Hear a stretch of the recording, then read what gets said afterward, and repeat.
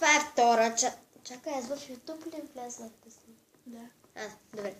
Здравейте, хора, това... Се дръпни си чантата, ще я направим на войната. Опс, пак използвах тази дума. Така, сега се надявам, че виждате и двете и това миризливото. И това миризливото нещо тук. Отпреде.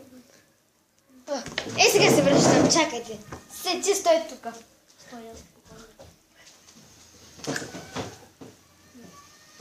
Кой ще си мъж, бе? О, боже. Заповядай да те. Така, това е малко миризливичко, за това така ще стои.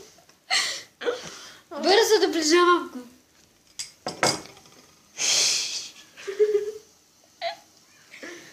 Така, давай сега. Сега бериш ли? Тук. Тук те боли.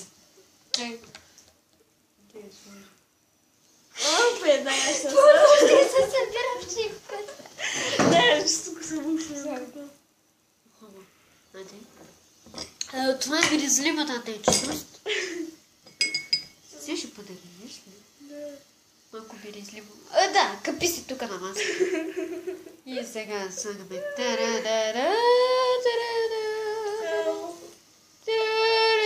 Кокано желе.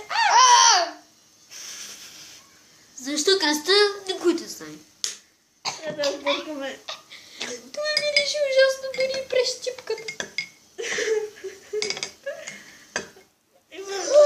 Това е море, което плуват зелени риби.